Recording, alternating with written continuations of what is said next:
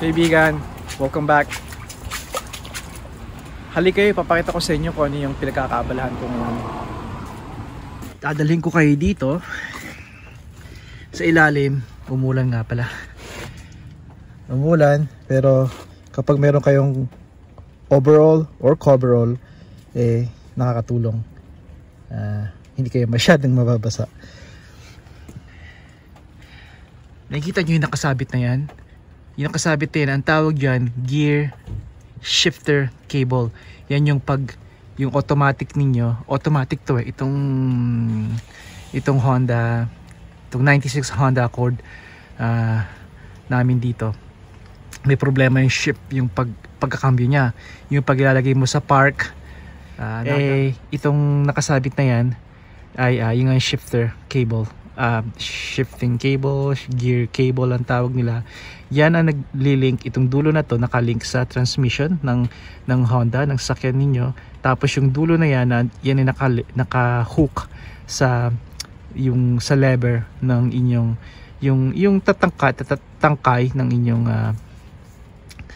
yung shifter knob, yung lever nun.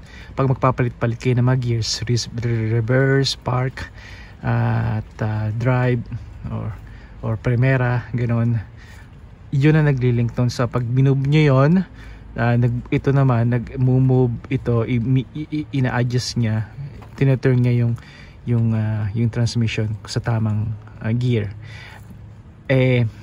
Pag nagpa-park, pag pinapark itong Honda, hindi siya maipasok sa park. Ito ang problema niya, itong culprit.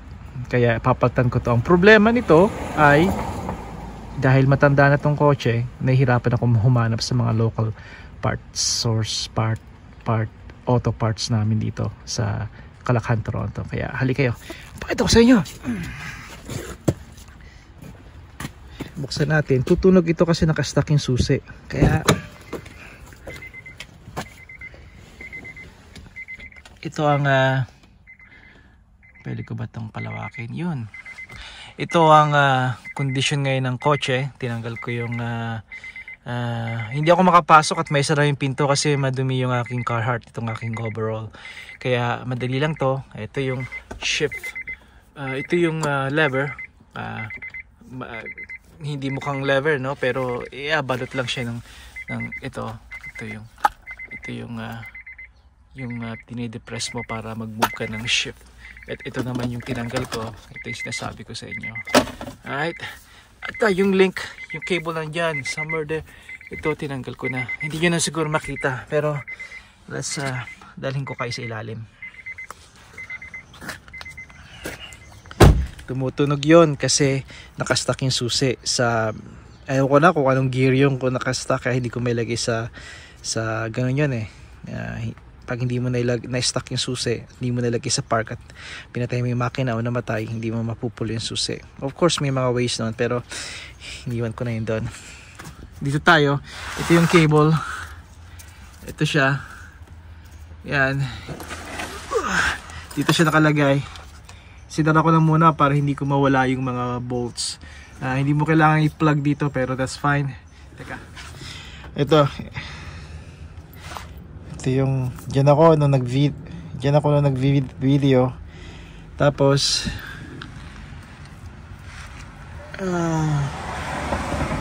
kailangan matanggal to. Yan, yung hanger na yun.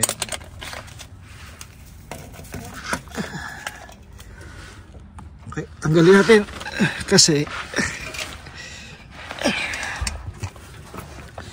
yung bolt, ito yung bolt, nag-seize na siya, nag-weld na siya sa kumabit na siya sa kinabit na siya ng kalawang at yung metal.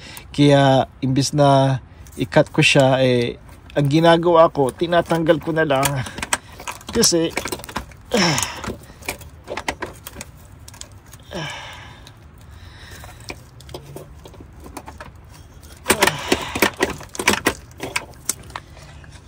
suot ko yung aking salamin dahil tumatalsik yung kalawang.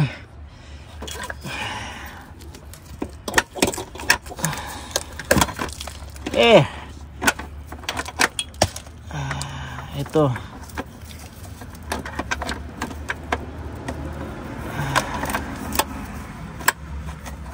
Tinanggal ko na to sa tinanggal ko na to sa ilalim. Kaya halika papakita ko. Okay. Tsaka test na rin natin. Test na rin natin kung talagang ito talaga ang problema. Test ko na pero iba pa rin yung nakuha mo siya.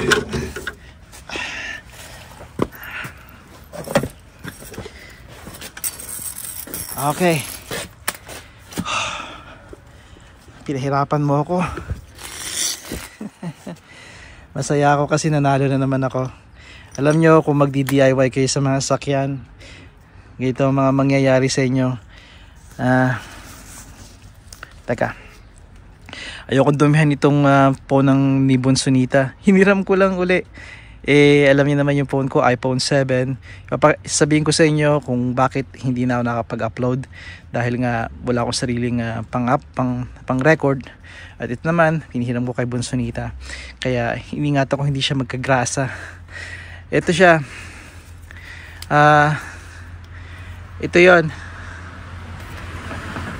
Dito siya nakahook. Ito yung nakahook siya sa lever nyo, yung inyong kambyuhan. Tatawagin natin kambyuhan. Maintindihan nyo naman siguro yung karamihan sa inyo. Ito yung syempre yung dito siya nakakabit sa katawan yan, sa ilalim ng kotse. May 2 bolt siya. At yung ito, yung ating nakita nyo yung nire-wrestle ko, tinanggal ko na kasi corroded na siya.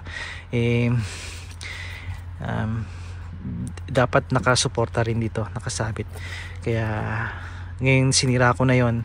I'll find a way na may kabit ko to. Hanger to para hindi siya nakalundo. Pero itong side na, itong part na to nakalundo to. At nakakabit naman ito. I believe nakakabit siya the other way yata to, yung ganyan. Ito yon. Ito lumalaki, humahaba pa to. Parang alam niyo yung preno ng bisikleta, pag pinisil ninyo, di ba, yung kable, hinuhugot niya, hinihigit niya para mag-clamp yung preno ninyo, di ba? Ganun ang idea din nun. Kaya ito yon. Ngayon, itong problema ko, nung last weekend pa ako naghahanap ng parts nito, wala sa mga local shops, local auto parts namin. Pumunta na rin ako sa mga, check na rin ako sa dealership. Alam niyo kung magkano to? Nakakatawa kasi, discontinued na to. Pero nakita niya ito, ang presyo niyang sinabi ay $467 for this part. 1996 Honda Accord, $467. Siyempre, hindi pa kasama yung tax noon. At nung sabi ko, okay, meron ka bang stock? Tapos connect niya, discontinued na to.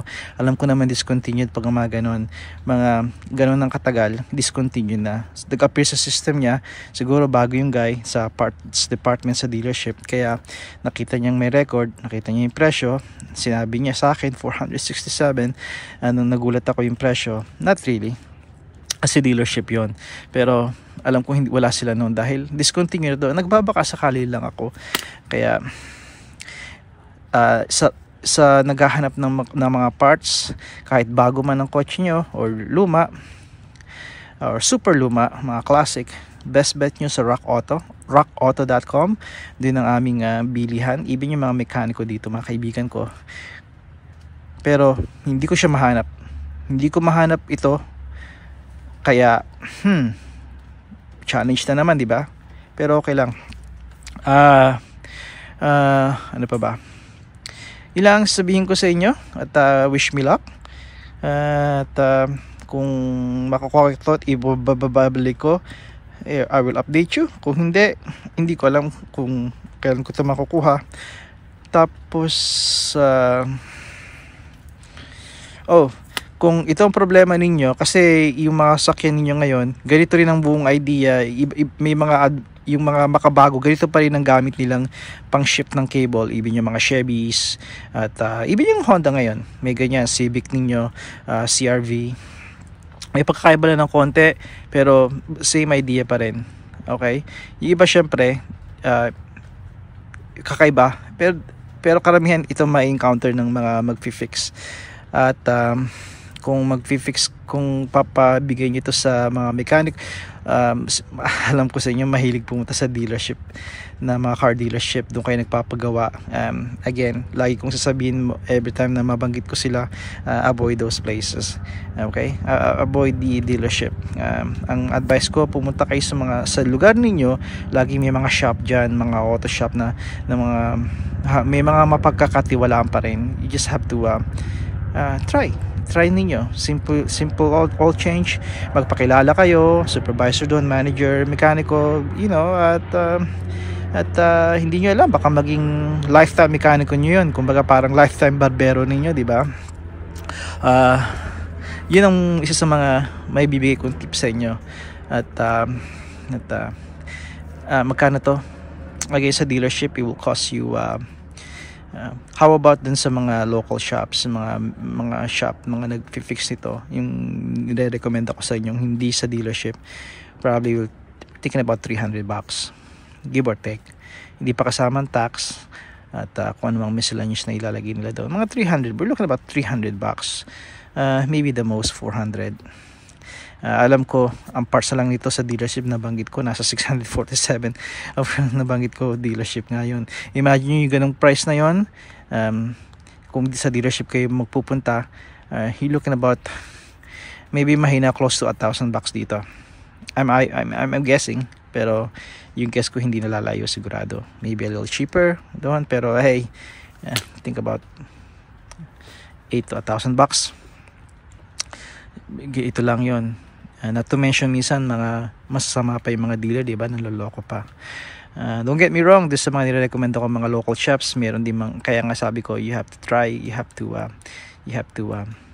just have to try. Meron pa rin mga nice shops doon, lalo pa family owned. Hanggang dito. Okay, kinuha ko na to at wish me luck ha. Sana may makita akong parts. Kaibigan, hanggang sa muli. Padayon.